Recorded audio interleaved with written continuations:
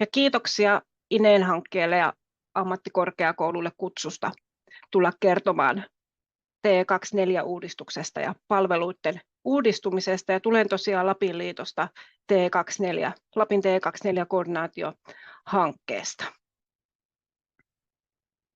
Ja tässä valotan vähän, että mikä palveluissa muuttuu. Uudistushan on varsin iso hallinnollinen ja rakenteellinen muutos, mutta vaikuttaa toki sitten siellä ruohonjuuritasolla. Ja nyt vieläkö saisin dian vaihtumaan näin. Tässä alkuun tällaisella johdantodialla valotan hieman sitä, että mikä muuttuu rakenteissa. Tähän kytkeytyy tähän T24-uudistukseen monta muutakin osatekijää. Eli ensinnäkin tämän uudistuksen myötä työllisyys tulee osaksi kuntaekosysteemiä ja toimintatapa muuttuu. Palvelut tulee lähemmäksi kuntalaisia, sinne missä meillä esimerkiksi on vaikka koulutuspalvelut ja elinvoimapalvelut perinteisesti ollut. Sitten rahoitusmalli muuttuu. Työllisyyspalvelut tulee koskettaa kuntien taloutta kahdella tapaa. Ensinnäkin palvelujen rahoitus siirtyy kunnille, mutta myös vastuu työttömyysturvasta siirtyy kunnille, ja tämä linkittyy myös sitten palveluihin, ja sitten avaan kohta vähän tuossa esityksessä, että mikä on tämä rahoituksen ja palveluiden yhteys.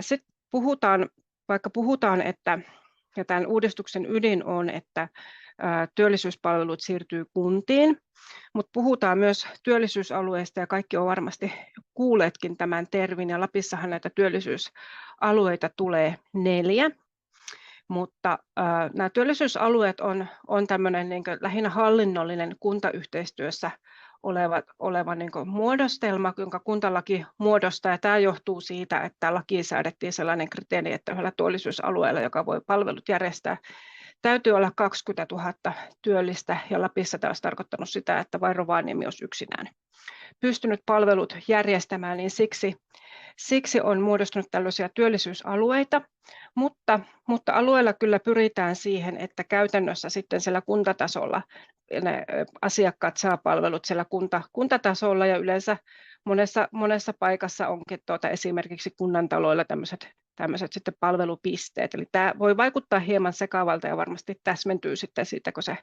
käytäntö alkaa pyöriä, mutta nämä työllisyysalueet on siis tämmöinen hallinnollinen järjestäjä. Käytännössä tarkoittaa sitä, että kunnissa on joku työllisyyslautakunta tai jaosto, mutta sitten, että ne käytännön palvelut järjestetään siellä kuntatasolla. Ja Lapissa siis 4 aluetta, tuo oranssi on Pohjois- ja Itä-Lapin työllisyysalue, vihreä Rovaseudun työllisyysalue, violetti Meri-Lapin työllisyysalue ja sininen on Tunturi-Lapin ja Pellon työllisyysalue. Ja hieman näitäkin sitten tuolla esityksessä valotan. Sitten myös vuodenvaihteessa Typpi jää historiaan. TYP on varmaan monelle tuttu kirjayhdistelmä, ja tulee niin sanottu TYM, eli työllistämisen monialainen edistelmä monialaiseen yhteistyöhön paljon tukea tarvitseville työttömille. Ja tässä muutoksessa esimerkiksi asiakaskriteeri muuttuu niin, että asiakkuus voi alkaa heti työttömyyden alettua. Ja sitten myös tässä samaan aikaan muuttuu myös kotoutumislaki, on tehty kotoutumislain kokonaisuudistus, puhutaan Koto 24 ja tämä T24, ja Koto 24 myös niin kuin linkittyy tiivisti toisiinsa ja kulkee käsi kädessä. Mutta nyt näihin kokonaisuuksiin tässä nyt sitten pikaisesti pureudutaan vähän syvemmin. Ja tässä on paljon puhuttu uudistuksen aikana kuntaekosysteemistä, ja tämä kuva nyt hieman pyrkii sitä valottamaan, mitä se tarkoittaa. Ja tarkoittaa lähinnä sitä, että kun työllisyys tulee lähelle palveluita, niin esimerkiksi sitä on hyvä avata semmoisella ajatuksella, että palvelut tulee sinne, missä on niin kuin henkilöasiakkaat ja myös niin kuin työnantaja-asiakkaat, ja oikeastaan semmoinen niin kuin muutos verrattuna aikaisemmin, että tämän T24-uudistuksen myötä on enemmän ehkä niin kuin työnantajistakin ja yrittäjistä myös alettu puhumaan asiakkaina, ja yksi punainen lanka on se, että miten työnantajat ja työnhakijat saadaan kohtaamaan. Ja tuolla kuntakontekstissa, jossa on tututtu olemaan siellä ruohonjuuritasolla, niin ajatellaan, että on helpompi järjestää semmoisia niin kohtaamisen paikkoja. Ja vaikka niin kuin tiedät, moni kuntakokeilu on jo nyt tässä parin viime vuoden aikana, mutta myös tähän palveluun liittyen, kun on tehty palvelusuunnittelua, niin myös tämmöisiä niin erilaisia kohtaamisen paikkoja ja rekrytointitapahtumia tämmöisiä entistä enemmän on suunniteltu.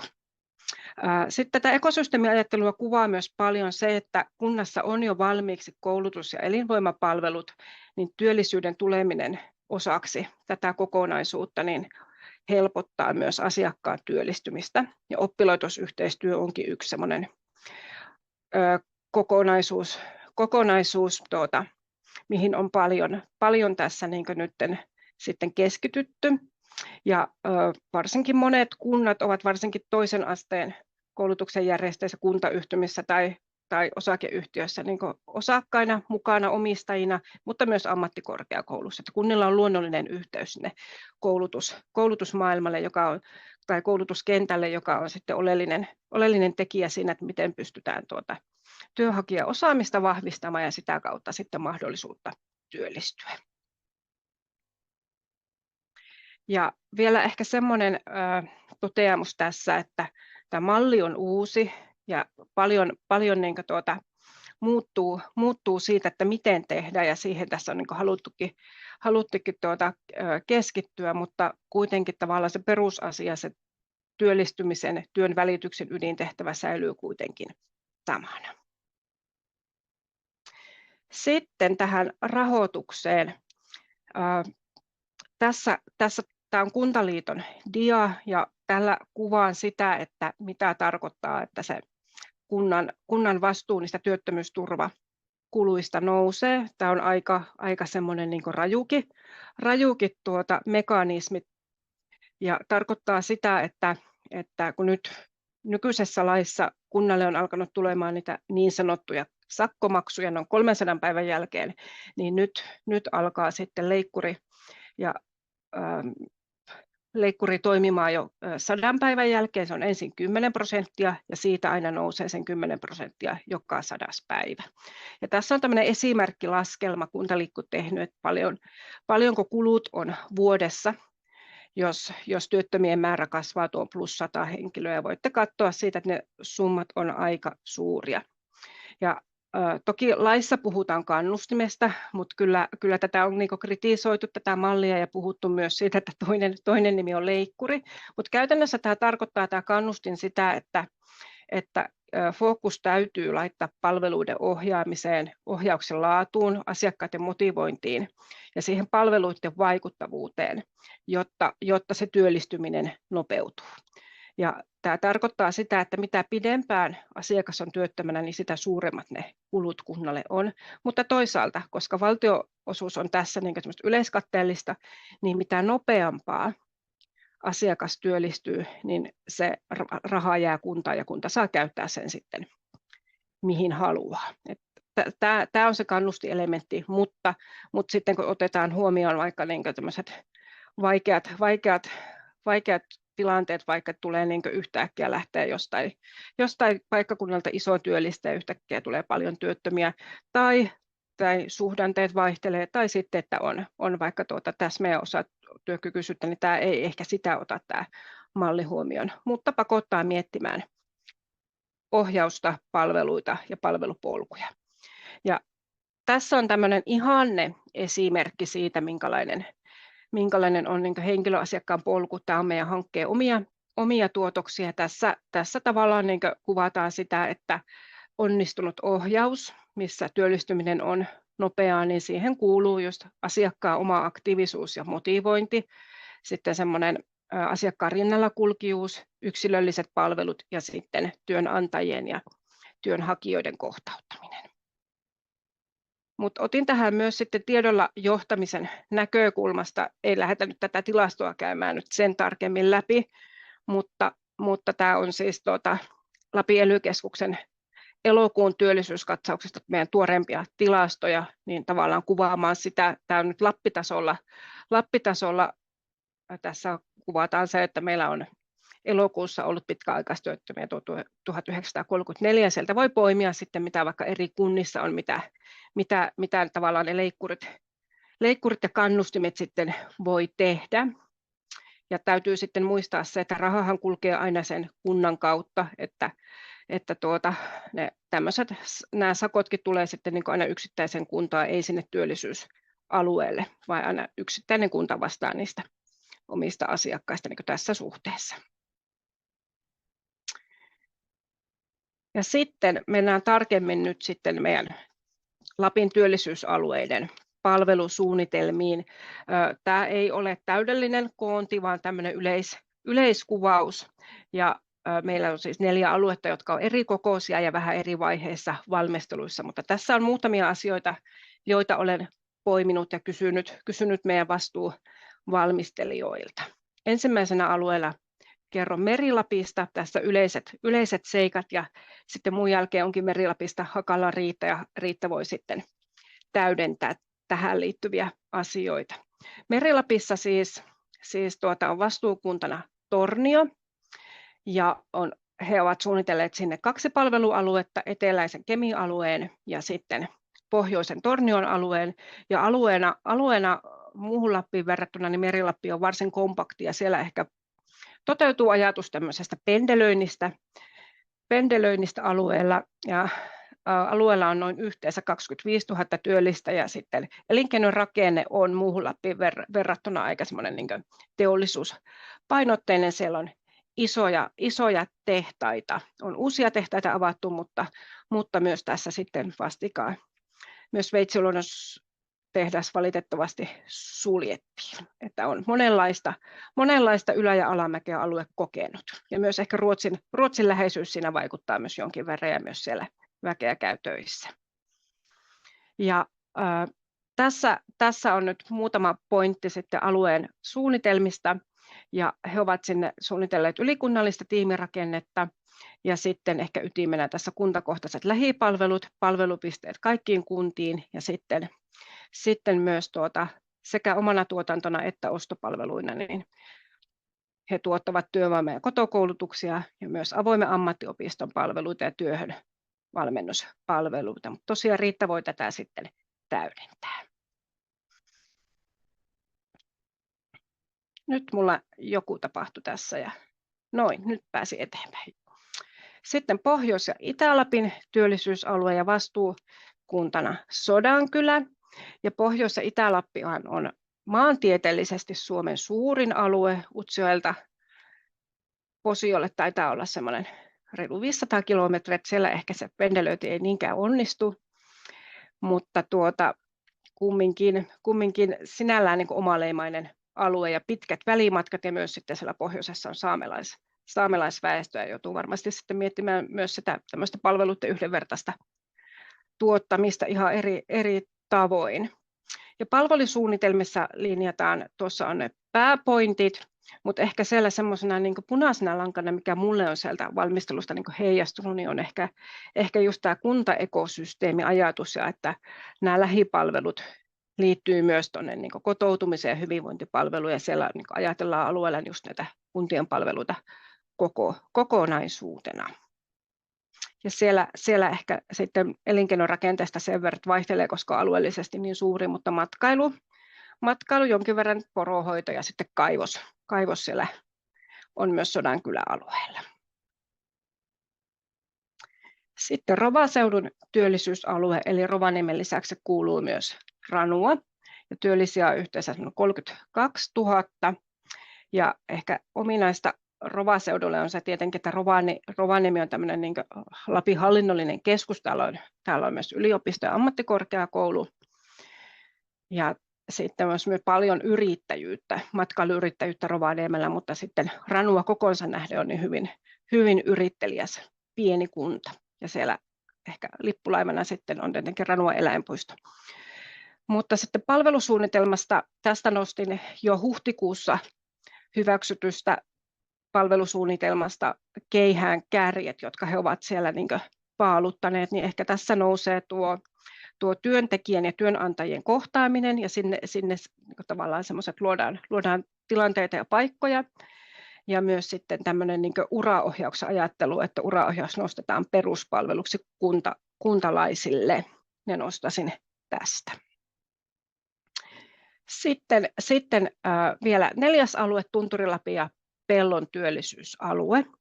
Ja tämä taas on maantieteellisesti melko suuri sieltä Käsivarresta Kittilään, mutta sitten työllisten määriltään varsin pieni, noin 8000 työllistä, ja toimii poikkeusluvalla, sai poikkeusluvan samoin niin kuin tuo Pohjois- ja Itä-Lapin työllisyysalue. Se on meidän Lapin valmistelu ollut ominaista tämä, että meillä on 2 poikkeusluvalla toimivaa aluetta.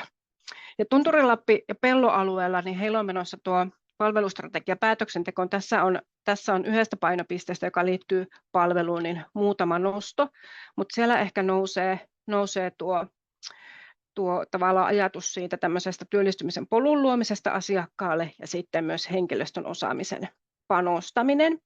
Ja myös sitten se nousi siitä strategian luonnoksesta, kun lueskelin sitä, että he suunnittelevat tämmöisiä pop-up-palvelupisteiden järjestämistä esimerkiksi erilaisiin tapahtumiin ja rekrytointimessuille sen lisäksi, että heillä on myös jokaisessa kunnassa omat palvelupisteet tulossa.